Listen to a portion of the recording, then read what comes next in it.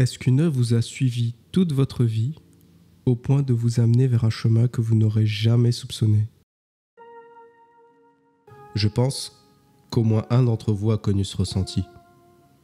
Aujourd'hui, je vais vous raconter comment une web-série amateur sortie en 2008 a pu m'embarquer sur une route qui a fini par croiser la leur.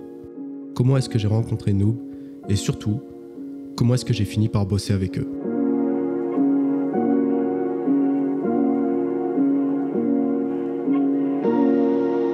Ok, Noob c'est quoi? Comme je disais dans l'intro, c'est une web-série amateur orientée humour et médiéval fantastique, sortie en 2008 qui narre l'histoire de 4 joueurs, Gaïa, Sparadra, Arthéon et Omégazel, qui font partie de la pire guilde du MMORPG auquel ils jouent, la guilde des Noobs. Au fil des épisodes, on va les suivre dans leur progression jusqu'au niveau 100, et même plus, tout en chevauchant avec des intrigues qui se passeront IRL. Mais ça, pour notre histoire, ce n'est pas le plus important. Noob, ce n'est pas qu'une histoire sur les MMORPG. C'est plus grand que ça. Ce sont des potes prêts à mettre corps et âme pour la réalisation de leur projet. Une communauté fidèle et investie, un ovni dans la sphère cinématographique. Ils étaient indépendants, aucun producteur ne pouvait les bloquer dans leur façon de faire, ce sont des électrons libres. Les auteurs de Noob, ce sont eux, Fabien Fournier et Anne-Laure Jarnet. Pour le premier, c'est celui qui a quasiment toutes les casquettes, voire même trop de casquettes. Réalisateur, monteur, truquiste, auteur, mixeur, graphiste, il fait le travail de 10 personnes à lui seul. Mais c'est aussi celui qui a permis à Noob de perdurer dans le temps. Anne-Laure, elle, c'est celle qui permet à Noob de se connecter avec le reste des créatifs d'Internet et elle est également autrice de BD et réalisatrice des blogs de Gaïa, la branche IRL des aventures de Noob. Même en tant que fan de leur travail, ils ont tellement de choses que je perds souvent le fil. Mais ce travail dantesque, j'admire ça. Leur dévotion à toute cette équipe est folle. Et je le rappelle, tout ça, c'est du travail bénévole. Ils enchaînent événements en convention, caméos avec des gros youtubeurs, acteurs outre-Atlantique, comédiens de doublage. Ils font plusieurs financements participatifs qui pètent des records à chaque fois qu'ils les lancent.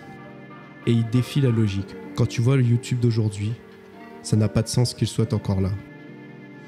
Pour remettre dans le contexte, cette web-série, avec Le Visiteur du Futur, font partie des seules œuvres françaises sur YouTube avec des passionnés qui essaient de mettre des effets visuels pour raconter leurs histoires. Et pour ce gars-là, qui n'avait que des repères anglo-saxons dans ce registre, c'était le déclic pour commencer à bidouiller sur le PC. À 14 ans, on se rappelle, j'ouvre mon PC pour faire des bricoles. Et je suivais leurs aventures en même temps. M'ont même donné envie d'en faire ma propre web-série. Elle ne s'est pas faite, mais ce n'est pas grave. Ce n'est que dans quelques années que l'improbable va arriver. En 2022, Fabien et Anne-Laure lancent un nouveau financement participatif pour un projet vidéo nommé à l'époque Noob la saison ultime. Le but étant de faire une dernière saison dans leur format historique afin de partir sur une nouvelle base, plus en accord avec leur vie actuelle. Une web-série, c'est extrêmement chronophage et ils voulaient mettre le paquet pour un final grandiose. Ils voulaient même faire appel à des professionnels de la 3D, car c'est ce qui leur manquait pour pousser leur projet au maximum. En regardant la présentation, j'étais trop content. J'imaginais comment ils pouvaient intégrer tout ça, je visualisais de plus en plus. Mais attends une minute. Et si finalement je proposais mon aide? Je veux dire, à ce moment-là, j'avais 3 ans d'expérience pro en VFX. J'ai travaillé sur plein de projets, je connaissais bien l'univers et leur philosophie de travail. C'est l'occasion en or, en fait. Nos chemins vont finir par se croiser. À la fin du crowdfunding, j'envoie un message à Anne-Laure durant un stream pour proposer ma candidature. Elle me dit « let's go, pourquoi pas ?» J'envoie mon démo-reel par mail, je lance le sujet. Septembre 2022, j'ai pu entrer en contact avec Fabien et Anne-Laure pour une petite heure pour discuter du projet et de ce que je pouvais apporter. J'avais le trac, mais je me dis au pire, c'est juste une petite heure, tranquille. Ça a duré 5 heures. 5 heures de discussion. On s'est rendu compte qu'on avait tellement de points en commun, on partageait nos expériences respectives. C'était détendu, drôle. J'ai appris beaucoup d'eux, comment ils aimaient créer. Ce n'était plus une discussion sérieuse sur le projet, mais un échange très cordial, amical, sur tout et rien. Plusieurs mois plus tard, pendant qu'ils font toute la pré-prod, j'ai eu l'idée qui a été, de mon point de vue, décisive pour la suite. J'ai créé une scène 3D complète de Centralis, une ville futuriste du monde de l'Hydrie. Je le vois comme le test final qui me leur montrera le potentiel de ma contribution au projet, dans leur contexte à eux. Ils vont adorer, et officiellement, en février 2023, je rejoins l'équipe. Les chemins se sont croisés, l'impensable est arrivé. Aujourd'hui, j'ai reçu les premiers fichiers pour travailler sur la post-prod de Noob, les Arcanes Ultimes. C'est le nom officiel du projet. C'est la collaboration rêvée. Fabien me donne la direction souhaitée, mais j'ai carte blanche sur les effets.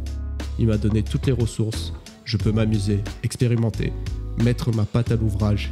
Et ça, dans ce domaine, c'est très rare. Pour la première fois, Fabien délègue sur de la post-prod. Il me fait entièrement confiance et c'est un bonheur de savoir ça. Je suis extrêmement reconnaissant d'avoir cette chance de pouvoir bosser avec ceux qui m'ont inspiré étant petit. Alors profitons de cet événement rarissime. Maintenant moi aussi, je suis un noob.